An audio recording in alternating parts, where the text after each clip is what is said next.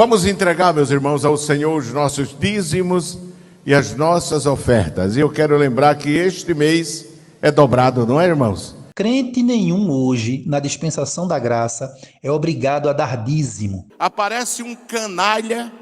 Seja bem-vindo, seja bem-vinda ao canal O Voo da Coruja.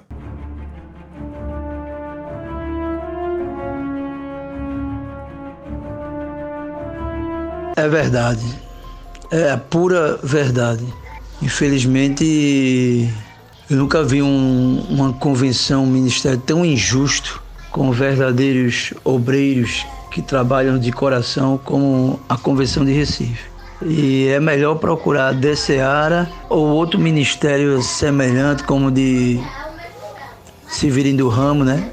Assembleia de Deus, Ministério da Adoração, ou a igreja de...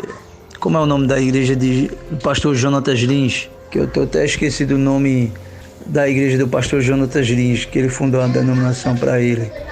Cá em Recife, envelhece no banco, morre no banco, mesmo tendo chamada, mesmo sendo ungido. Por quê? Por pura maldade, sabe? Por pura maldade. Eu dou graças a Deus que quando eu me saí da Convenção de Recife, me libertei de um jugo pesado, de um jugo legalista e de um jugo de religiosidade, que é pessoas que só pensam no título e no dinheiro, nada mais. Depois que eu saí, passei 10 anos na Assembleia de Deus de Recife, desempregado. Depois que eu fui, quando eu passei 13 anos na Convenção de Abreu e Lima, Deus abriu porta de vários empregos para mim, fez meu casamento. Hoje eu estou em outro ministério, abençoado, como evangelista, mas parece que o cara, quando está em Recife, até as portas de emprego é fechado para ele. Hein? Aí o obreiro fica naquela esperança que pastor Ailton, ministério de Recife, tem uma visão, ou Deus toca no coração, que reconheça ele seja ministro e os altíssimos salários do Ministério de Recife socorra a nossa vida pessoal, familiar. Isto é fantasia e ilusão, tá certo? Porque quem tem uma mente independente e livre e quem não se deixa ser manipulado, não tem espaço não. E eles confundem muito, eles passam para a igreja a doutrina da manipulação, mas dizem para a igreja que é doutrina de submissão, negativo, de manipulação. Manipulação não é submissão. Submissão cega é ditadura. Obediência cega é regime de ditadura. Não é assim não. Oxe, o cara vai estar num ministério que não pode expor seus pensamentos, expor sua opinião, não pode discordar de nada, senão é cortado da lista. E o cara não tem que ter dom de ovelha e cordeiro não, no Ministério de Recife não. O cara tem que ter dom de lagartixa. Já viu a lagartixa? Obreiro lagartixa, ministro lagartixa, crente lagartixa. A lagartixa balança a cabeça e só faz o quê? Só balança, sobe e desce, né? Só diz sim. A lagartixa só tem esse dom de dizer sim, sim, sim, concordando com tudo. Até com as arbitrariedades. Não, meu irmão. Eu fosse esse pastor aí, já tinha saído há muito tempo, né?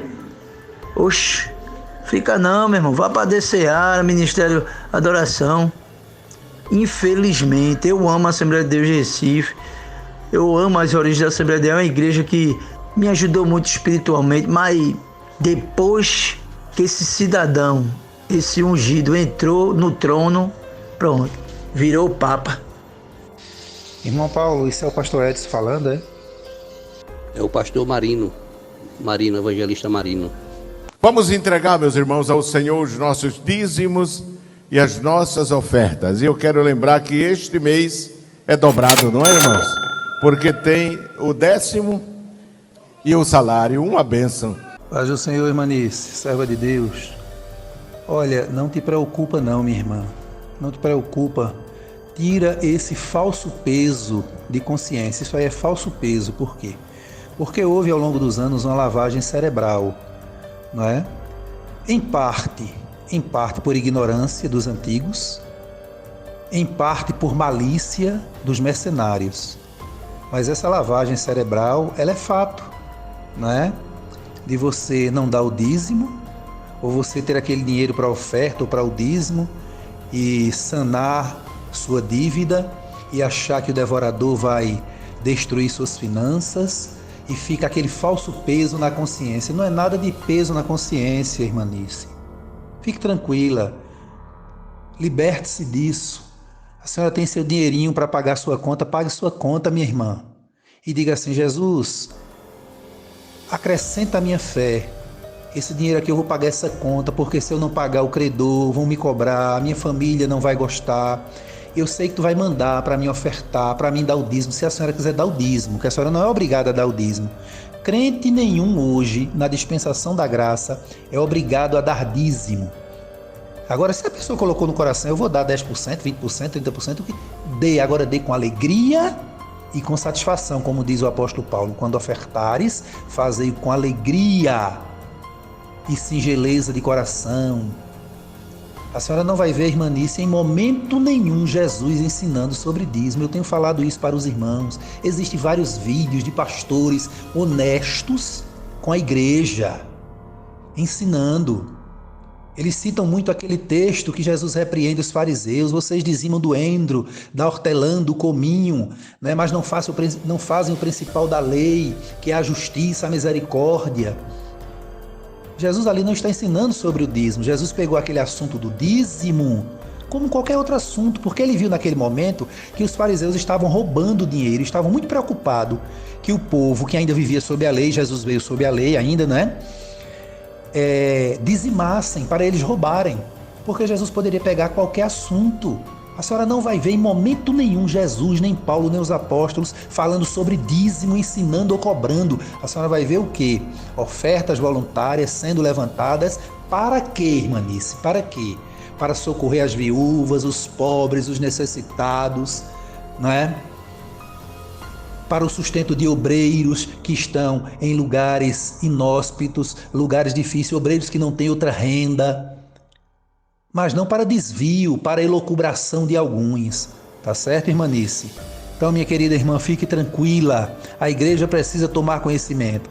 Eu antes de falar o seu nome, lhe pedi autorização, até porque o seu nome é um nome muito comum. Nós não estamos aqui identificando a sua cidade, nem a sua congregação, não é? Então podemos divulgar esse áudio para que todos tomem conhecimento desse assunto. Tá bom, irmanice? A sua preocupação é a preocupação de muitos membros, jovens, obreiros da Assembleia de Deus Pernambuco e de outras igrejas que sofreram uma verdadeira lavagem cerebral e ficam inculcando isso como se fosse peso de consciência. Não é peso de consciência, não. Foi uma lavagem cerebral de anos e anos, como disse no início, por ignorância dos nossos pastores na antiguidade, simplicidade deles, não é? E hoje, principalmente hoje, por mercenarismo, maldade, maquiavelismo de homens que querem se manter ricos às custas da pobreza da igreja. Que Deus abençoe. Agora, se alguém quiser continuar dando dízimo, dê. Não é antibíblico. Porque alguém pergunta: irmão Giovanni, fulano de tal, é pecado? Que pecado, irmão? Não. Agora faça isso sabendo que você pode dar hoje e amanhã não pode, estará do mesmo jeito. Você não tem obrigação, ninguém pode cobrar. Na nossa Igreja Assembleia de Deus, irmãos, tem até livros nas tesourarias para manter a relação de obreiros, de membros que dão dízimo, inclusive quando não dão, quando eles não vêem o nome ali, eles cobram. Isso é antibíblico. Onde foi que eles aprenderam isso? Então não se deixe iludir, não se deixe enganar. Obreiros da Assembleia de Deus Pernambuco, não se deixe enganar, em nome de Jesus. Não dê dízimo nem oferta enquanto o presidente for esse que estiver aí e essa diretoria. Enquanto Jesus não tomar a providência, não colocar o homem que ele já escolheu e está guardado por ele, como Davi na época de Saul, não dê dízimo nem oferta na Assembleia de Deus Pernambuco.